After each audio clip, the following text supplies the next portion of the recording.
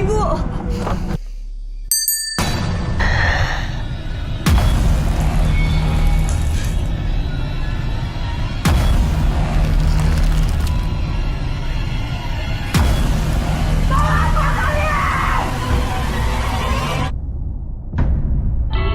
Guys, কেমন আছো তোমরা সবাই? আশা করি সবাই খুব ভালো আছো। আজকে আমরা একটা ভিন্ন ধর্মী সিনেমা সম্পর্কে জানতে চলেছি, যেটা একটা ইন্দোনেশিয়ান হরর সিনেমা। এবং এই সিনেমাটা এসেছিল হচ্ছে 2017 সালে, যখন ইন্দোনেশিয়ান হরর সিনেমাগুলো মাত্র ওয়ার্ল্ড জনপ্রিয় হচ্ছে। এবং এই সিনেমাটিরও বিশাল ভূমিকা রয়েছে ইন্দোনেশিয়ান এই সিনেমাগুলোকে এগিয়ে নিতে। তো যাই হোক, এই সিনেমাটার IMDb রেট হচ্ছে 10-এর 6.5। আর সিনেমাটার কনসেপ্ট খুব ইউনিক। আর সবচেয়ে যে বিষয়টা আমার অবাক লেগেছে, এই সিনেমার যে ক্যারেক্টার গুলো রয়েছে ভাই, সিরিয়াসলি এক একটার চেহারা এক এক রকম। মানে ইন্দোনেশিয়ানদের মতো চেহারা অনেক কম, কেমন যেন এক একটা এক এক রকম লেগেছে আমার কাছে। তো চলো বাড়তি কোনো কথা না বলে ছোট্ট একটা ব্রেক নিয়ে আমরা মূল ভিডিওতে চলে যাই। স্বাগতম প্রিয় বন্ধুরা, তোমরা কি একঘেয়েমিতে ভুগছো? তাহলে মজা পাওয়ার জন্য আজকের বিষয়টি একদম উপযুক্ত তোমাদের জন্য।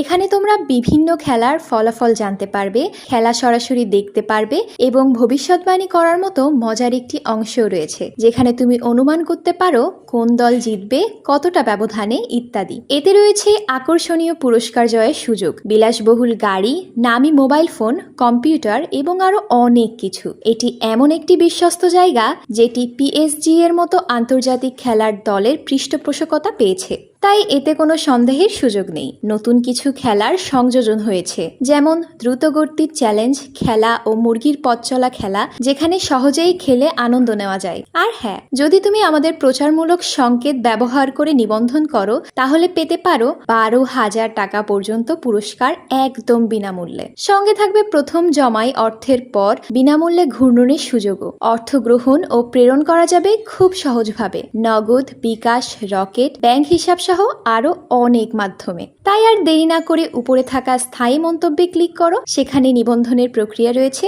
শুধু আমাদের প্রচার সংকেতটি ব্যবহার করলেই তুমি বোনাস পেয়ে যেতে পারো। তো ব্রেক শেষে আমরা মূল ভিডিওতে আসলাম। সিনেমার শুরুতে আমরা মারভানি নামের একটা মেয়েকে দেখতে পাই, যে কিনা কোনো একটা মন্ত্র জপ করছিল। অ্যাকচুয়ালি মারভানি একসময় বিখ্যাত একটা গায়িকা ছিলেন, কিন্তু বর্তমানে একটা অদ্ভুত রোগের কারণে তার সকল সেভিংস টাকা শেষ হয়ে গিয়েছে। তার বাড়িতেও টাকার অভাব দেখা দিয়েছে। আর অন্যদিকে আমরা মারভানির সবচেয়ে বড় মেয়ে রিনিকে দেখতে পাই, যে ঘরের যাবতীয় দায়িত্ব সামলাচ্ছে এবং সে তার বাবা এবং দাদির সঙ্গে বাড়িতে থাকে। আর তার 3টা ছোট ভাই রয়েছে, টনি, বন্ডি এবং ইয়ান। আর ইয়ান যে রয়েছে, সে শুনতে পারে কিন্তু কথা বলতে পারে না। আর তারপরে একটা ঘর থেকে বেল আসার শব্দ শোনা যায়, যেটা মারভানি বাজাচ্ছিল। মানে মারভানির কোনো কিছু লাগলে সে বেল বাজাতো। তো মারভানির বেলের সাউন্ড শুনে সে মারভানির ঘরের দিকে যায়। তো যখন রিনি মারভানির পোশাক বদলাতে যায়, তখন মারভানি অদ্ভুতভাবে ছাদের দিকে তাকিয়েছিল এবং চিৎকার করা শুরু করে। বাট রিনি যখন ছাদের দিকে তাকায়, সে কিছুই দেখতে পায় না। কিন্তু একটু পরেই মারভানি আবার শান্ত হয়ে যায়। আর এইদিকে টনি তার বাইক বিক্রি করে কিছু টাকা নিয়ে আসে, মানে ওর ছোট ভাই। আর সেটা সে তার বাবাকে দেয়, যাতে ঘরের প্রয়োজনে কিছুদিন চলতে পারে। আর তারপর সে আবার মারভানির কাছে যায়, মানে মায়ের কাছে, এবং তার চুল আঁচড়াতে শুরু করে, কারণ মারভানির চুল আঁচড়ানো অনেক পছন্দ ছিল। আর যখন সে চুল আঁচড়াচ্ছিল, তখন সে দেখতে পায় যে মারভানির অনেক চুল উঠে যাচ্ছে, ওর হাতে চলে এসেছে। আর তখনই হঠাৎ করে জানলা খুলে যায়। আর সেটা দেখে সে ভয় পেয়ে যায়, এবং ভয় পেয়ে সে তার মাকে বলে, আমি আবার পরে আসবো মা, আর চলে যায়। আর রাতে যখন বড় মেয়ে রিনি ঘুমাচ্ছিল, তখন আবার বেলের সাউন্ড পেয়ে সে উপরের দিকে আসে। আর সেখানে সে দেখতে পায় তার মা, মানে যে মা প্যারালাইজড, সে জানালার দিকে মুখ করে সাদা কাপড়ে দাঁড়িয়ে রয়েছে। তো রিনি তো এটা দেখে শকড হয়ে যায়, এবং যখন স্পর্শ করতে যায়, তখনই দেখা যায় যে আসল মারভানি তো বিছানায় গোঙাচ্ছে। তো রিনি ভয় পেয়ে যায়। আর ঠিক তখনই ওই সাদা পোশাক পরা মহিলাটি ওর দিকে তাকায়, এবং দেখা যায় ওই মহিলাটির চেহারাও মারভানির মতোই। আর তখনই রিনির হঠাৎ করে চোখ খুলে যায়, মানে সে এটা স্বপ্নে দেখেছিল। কিন্তু তখনই সত্যি সত্যি আবার মারভানির ঘন্টার আওয়াজ শোনা যায়। তো কারে কি ভয়ে ভেয়ে উপরের দিকে যেতে থাকে। আর এইখানে দেখা যায় সত্যিই মারভানিকে একটা সাদা কাপড় পরিহিত জানালার কাছে দাঁড়িয়ে রয়েছে, এবং যখনই সে তার গায়ে স্পর্শ করে, তখনই মারভানি ভয়ঙ্কর একটা মুখ করে নিচে পড়ে যায়, এবং সে তার শেষ নিঃশ্বাস ত্যাগ করে। এবং সেখানে রিনি অনেক চিৎকার করতে থাকে, আর তার চিৎকার শুনে সবাই চলে আসে। তো মারভানির মৃত্যুতে সবাই অনেক মর্মাহত। আর তার পরের দিন মারভানির জানাজা সম্পন্ন হয়। আর রাতে তাদের বাবা তাদেরকে বলে, আমি কাজের জন্য কয়েকদিনের জন্য শহরের বাইরে যাচ্ছি, তোমরা তোমাদের খেয়াল রেখো। আর অন্যদিকে টনি করে কি রেডিও শুনছিল। আর তখন সে মারভানির বেলের শব্দ শুনতে পায়। তো অবাক হয়ে যখন উপরে যাও দেখতে পায় কোন একটা অদৃশ্য জিনিস ওই ঘন্টা বাজাচ্ছে। তো যখনই সে বেলটার দিকে তাকায় তখনই বেলটা পড়ে যায়। তো এটা দেখে ভয় পেয়ে ও তৎক্ষণাৎ নিচে চলে আসে। আর তার পরের দিন আবারও যখন রেডিও শুনতে লাগে সে, তখন মারভানির কণ্ঠস্বর সে রেডিওর মাঝে শুনতে পায়। আর ভয়ে সে রেডিওটাই বন্ধ করে দেয়। আর তখনই তার রুমের কর্নার থেকে মারভানির একটা ভয়ানক সাউন্ড সে শুনতে পায়। আর এটা শুনে টনি বিছানায় মুতে দেয় এবং বিছানা থেকে পড়ে যায়। এবং এইখানে মারভানি মানে ওদের মা অনেক ভয়ানক কণ্ঠে বলছিল আমার চুল আশ্রে দে। আর তারপরে সে একজন নারীর ছায়া দেখে, আর যখনই আলো জ্বালায় সেই মহিলাটা অদৃশ্য হয়ে যায়। তো যাই হোক, এরপর রাতে বন্ডি আর ইয়ান মানে ছোট দুই ভাই টয়লেটে গেলে বন্ডি মারভানের ছবি দেখে ভয় পেয়ে যায়। আর তাই সে ইয়ানকে সেই ছবির উপর একটা সাদা কাপড় রাখতে বলে, কিন্তু সাদা কাপড়টা কোনো একটা অদৃশ্য শক্তির সত্ত্বের উপর আটকে যায়, মানে সত্যি ওখানে কেউ রয়েছে এবং সেটা তাদের দিকে এগোতে থাকে। তো এটা দেখে ওরা দুজনেই ভয় পেয়ে যায় এবং চিৎকার করতে থাকে। এবং তাদের চিৎকার শুনে সেখানে চলে আসে হচ্ছে রিনি এবং সে তাদেরকে সামলে নেয়। পরের দিন টনি করে কি মারভানের সমাধির ভেতরে চিরুনি এবং ঘন্টা পুঁতে দিয়ে আসে যাতে এগুলো দেখে ভয় না লাগে। আর অন্যদিকে রহমতের ছেলে হ্যান্ড্রাকে আমরা দেখতে পাই যে আর কি জানাজা করিয়েছিল মারভানের। তো সে রিনির কাছে এসে বলে, আমি যখন তোমার মাকে সমাধির ভেতরে রাখলাম তখন ঠিক তোমার মায়ের মতো দেখতে আমি একটা সত্তাকে দেখেছিলাম এবং আমি তোমাদের বাড়িতেও আমি এরকম একজনকে দেখেছি। আমার মনে হয় তোমাদের পরিবারের সেই আত্মাটা ক্ষতি করতে চায়। তো তুমি চাইলে এই কারণে তোমাদের বাড়ি ছেড়ে আমার সাথে থাকতে পারো। মানে ও লে খালি সুন্দর একটা মেয়ে দেখছো আর কারো চিন্তা নাই, খালি ওরে নিয়ে থাকবে। হ্যাঁ, কিন্তু রিনি বলে না, থাকবো না। তো যাই হোক, এরপর বাড়িতে সে রিনি করে কি তার দাদিমাকে খুঁজে পাচ্ছিল না, তবে তার হুইল চেয়ারটি ছিল।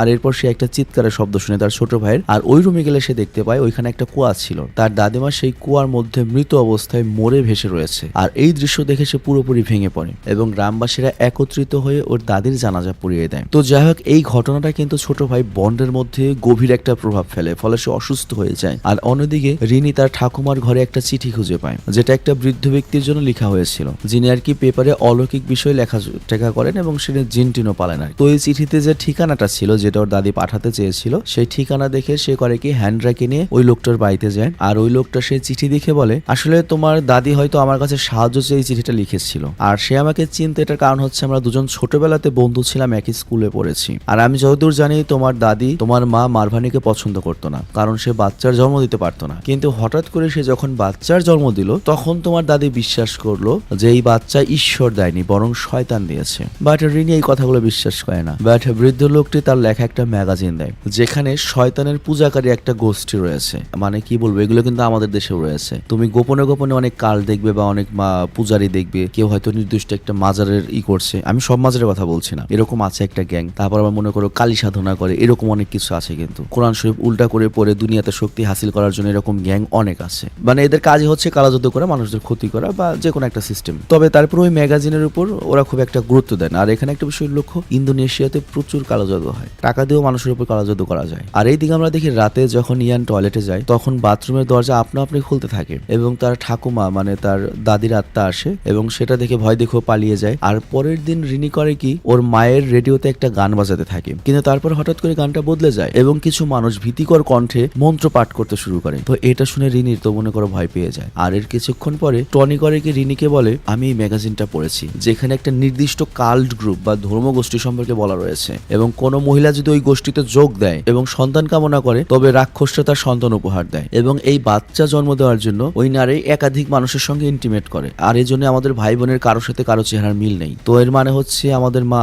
আকাম করে আমাদের জন্ম দিয়েছে। আর এখানে এটাও লেখা রয়েছে, সন্তান হওয়ার পরে পরবর্তী 7 বছর যখন বয়স হবে তখনই সেই বাচ্চাকে নিতে একজন ডেড বডি আসবে। মানে শয়তানের সাথে এটা চুক্তি, ধরো তুমি এইভাবে বাচ্চা নিয়েছো, তোমার সন্তানের যখন 7 বছর হবে তখন তোমার ওকে বলি দিতে হবে। কিন্তু এখানে ওর মা কি করেছে, ওর মা বলছে, দেখ তোর যখন জন্ম হয় তোর 7 বছর হওয়ার আগে আমার মা আমাকে জন্ম দিয়েছে যাতে তোকে বলি না দিতে হয়। এরপর আবার আমার যাতে মৃত্যু না হয় এজন্য তার 6 বছরের মাথায় আমার আরেক ভাইয়ের জন্ম দিয়েছে যাতে আমাকে বলে দিতে না হয়। আবার ওকে বাঁচানোর জন্য আমাদের ছোট ভাই ইয়ানের জন্ম দিয়েছে যাতে বন্ডিকে বলে দিতে না হয়। কিন্তু ভয়ঙ্কর ব্যাপার হচ্ছে 3 দিন পর ইয়ানের 7 বছর পূর্ণ হবে আর এখন তো মাও নেই। তো ইয়ানকে বাঁচানোর তো আর কোনো সিস্টেম নেই। আমার তো মনে হয় ডেড বডি ইয়ানকে নিতে আসবে। কিন্তু রিনি টনের কথা কোনো কিছু বিশ্বাস করতে চায় না। আর এরপর সকালে যখন রিনি ব্রেকফাস্ট রেডি করে তখন সে দেখতে পায় তার ঠাকুমার হুইল চেয়ারটা আপনা আপনি ওর কাছে চলে এসেছে, যদিও ওখানে কেউ বসা ছিল না। আর যখন ও আয়নার দিকে তাকায় তখন ও ঠাকুমাকে দেখতে পায়। আর তৎক্ষণাৎ ও করে কি মনিবকে কল করে, মানে ইমাম টাইপের, এবং মনিব এসে বলে তোমরা বেশি বেশি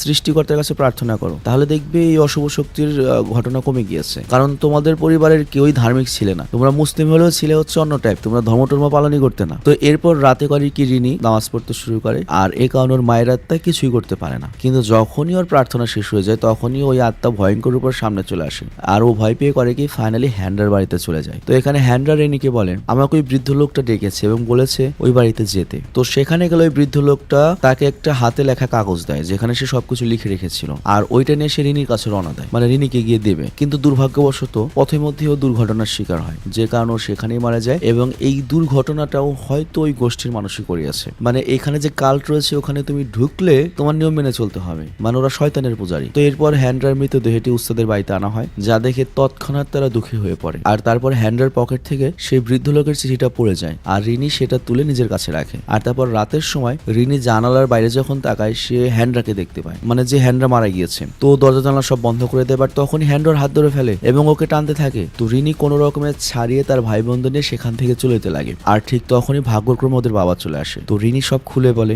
আর তখন ওর বাবা বলে আমরা কালই এখান থেকে চলে যাব। আর এরপর টনি করে কি ইয়ানকে নিয়ে বাথরুমে যায়, মানে বড় ভাই সবচেয়ে ছোটটা যেটা রিস্কে রয়েছে ইয়ান, ওকে নিয়ে যায় বাথরুমে। তখনই বাথরুমের দরজা বন্ধ হয়ে যায়, আর বাবা তখন সজোরে ধাক্কা দিয়ে দরজাটি ভেঙে ফেলে। কিন্তু আর তখন দেখা যায় ইয়ান কুয়োর উপরে রয়েছে এবং আমরা দেখতে পাই দাদিমার আত্মা এসে ইয়ানকে কুয়োর মধ্যে টেনে নিয়ে যায়। কিন্তু সঙ্গে সঙ্গে বাবাও তখন কুয়োর মধ্যে চলে যায় এবং অনেক কষ্টে ইয়ানকে কুয়া থেকে উদ্ধার করে। বাট ততক্ষণ ওই আত্মার গোষ্ঠীর সদস্যরা এখানে পৌঁছে গিয়েছে, মানে ওই কাল্ট গ্রুপের সদস্যরা। এবং পুরো ওয়ার্ল্ডে এরকম ভয়ঙ্কর ভয়ঙ্কর সব কাল্ট গ্রুপ রয়েছে, এগুলো যদি তুমি ইউটিউবে সার্চ দাও তুমি এরকম অনেক দেখতে পাবে। বিশেষ করে আফ্রিকার মুসলিম কান্ট্রিগুলোতে এইসব কাল্ট গ্রুপ বেশি থাকে, তবে আমেরিকাতেও অনেক কাল্ট গ্রুপ রয়েছে যারা আর কি মনে করো যে শিক্ষিত কম, তাদের মধ্যে এগুলোর প্রবণতা বেশি। যেমন বাংলাদেশে দেখো কুমিরকে পূজা করছে, কুমিরকে বলে দিচ্ছে, কুমিরের কাছে সৃষ্টিকর্তা মনে করে ভক্তি দিয়ে, কি বলবো আর বুঝতেই পারছো, ধরো এইরকমই একটা কাল্ট গ্রুপ থাকে আর কি। তো যাই এই কাল্ট গ্রুপ দেখে সবাই তো ভয় পেয়ে যায়, আর তাই দাদি করে কি হুইল চেয়ারে এবং অন্যান্য ঘরের জিনিস ওদের উপর পড়াতে থাকে। আর সেটা থেকে বাঁচতে রিনি করে কি টনি এবং তার বাবাকে একটা ঘরের মধ্যে আটকে দেয়, কিন্তু বন্ডি আর ইয়ান বাইরে থেকে যায়। কিন্তু দাদির আত্মা তখন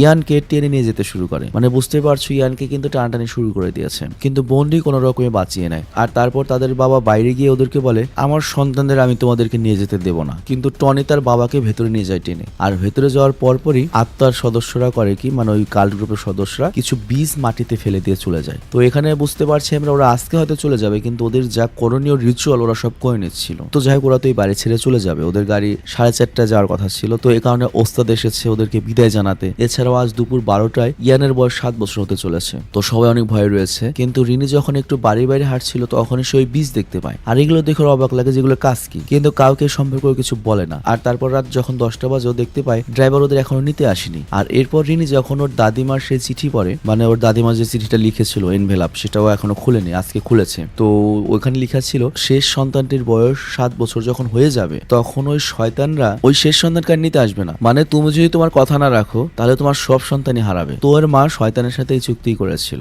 এবং শয়তানের সাথে চুক্তি করার পরে সে শয়তানকে ওদের নিয়মেই মনে করো যে ধোকা দিয়ে দিয়েছিল, মানে 7 বছর হতে হতে একটা করে সন্তান জন্ম দিতে, যাতে কাউকে না যেতে হয়। মানে সে ধরো একটা সন্তানের জন্ম দিয়েছে, 5 বছর পালার পরে মনে করো যে মায়া চলে এসেছে, তখন আরেকটা সন্তানের জন্ম দেয় যে ওর উপর দিয়ে যাবে, কিন্তু ওকে লালন পালন করতে করতে আবার মনে করো ওর উপরও মায়া চলে এসেছে। তো এইভাবেই ইয়ান পর্যন্ত যেতে পেরেছে। আর তারপরও শয়তানরা করেছে কি ওকে দুনিয়া থেকে নিয়ে গিয়েছে অসুস্থ করে, ব্যাপারটা এটাই। এবং এইখানে একটা কথা হলো, এখানে যে বীজগুলো রয়েছে এই বীজগুলোর মানে হচ্ছে 12টার সময় ওদের কাল গ্রুপের যেসব আত্মা রয়েছে সেগুলো বেরিয়ে আসবে এবং ইয়ানকে নিয়ে যাবে। আর বর্তমানে দাদি যে ইয়ানকে বারবার নিতে চাচ্ছে, কেন নিতে যাচ্ছে, কারণ তিনি জানেন ইয়ানের যখন 7 বছর পূরণ হবে সে শয়তানে পরিণত হবে এবং তার কারণে মৃত আত্মারা এসে বা লাশগুলো এসে এই ফুল ফ্যামিলির যে 3-4 ভাই বোন সবাইকে নিয়ে যাবে। তো এর জন্য দাদি আগে থেকেই মরার পরেও ইয়ানকে বলে দিতে যাচ্ছিল যাতে 3টা নাতি তার বেঁচে যায়। আর তখনই রিনি কিছু শব্দ শুনতে পায়, আর সে দেখে যে ওর মায়ের লাশ ঘরের চারপাশে ঘুরে বেড়াচ্ছে। আর অন্যদিকে ইয়ান জানালার কাছে দাঁড়িয়ে প্রথমবারের মতো কারোর সাথে কথা বলছিল। তো এটা দেখে ছোট ভাই বন্ডি উদ্বিগ্ন হয়ে ওঠে, কিন্তু ইয়ান তখন হাসতে হাসতে সেখান থেকে চলে যায়। আর এদিকে